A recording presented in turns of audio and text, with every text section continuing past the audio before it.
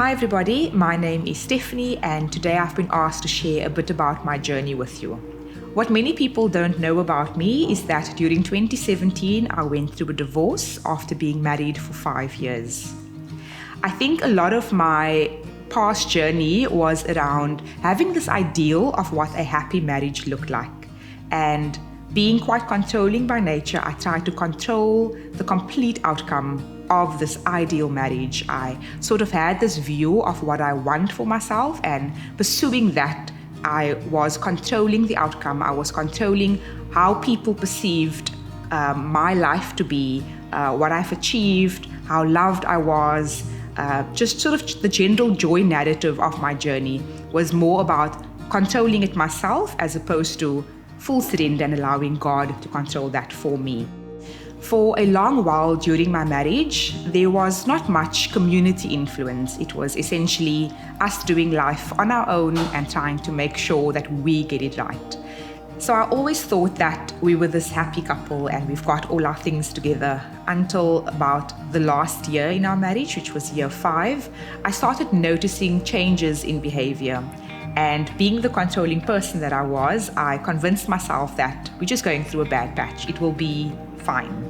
Until the car ride that I dreaded for my entire life. And that being said, I always had a fear that unfaithfulness would be something that would occur in my marriage. And that being said, I feel that it's almost as if God was trying to show me, Steph, you can't control this outcome. Allow for me to control this.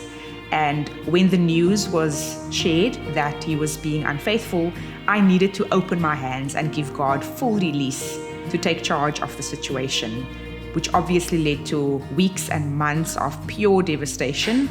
But once again, being able to reach out to community and having trusted voices to come alongside me was an absolute level of support as I journeyed through this one moment at a time. And so it started off by setting up the time to be able to sit with somebody, allowing for the necessary guidance to be received, and then acting upon that guidance. I think often we allow community to speak into our lives, but we still end up doing our own thing. And so I do deem that it is important when we are receiving wise counsel to actually put that into practice. I wish that I involved and invited community and trusted voices into my marriage earlier, instead of waiting for it in the final years to crumble down without getting wise insight and wisdom. And I recall a very wise person saying, Steph, if only you came to us earlier, we could have helped.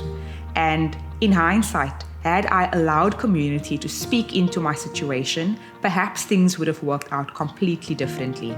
Of course, the divorce was an absolutely devastating period of my life, probably one of the darkest that I've ever been through. But through that season, the word God gave to me was, I am about to do a new thing. And daily I would pray for joy. Daily I would pray for His light to pour in. It is now almost 5 years post my divorce, and just a few weeks ago, I started experiencing this immense level of peace in my heart, to the point where I can now pray for my ex-husband and pray for God's redemption in his life and pray for joy to flow into his journey. And I couldn't do this earlier on, but even that speaks to the fact of how God over time healed my heart, and He does so on a daily basis. And often I have to choose forgiveness over and over again. But I am in the space of my life where I'm no longer holding on to excessive hurt and bitterness and anger, but I have fully released him and the situation into God's care, because He has used it for the good of His glory. And so I can honestly say that He has saved my life. He is creating a new thing, and redemption is something for which I have such a profound appreciation, because my life speaks pockets of God's perfect redemption in my journey.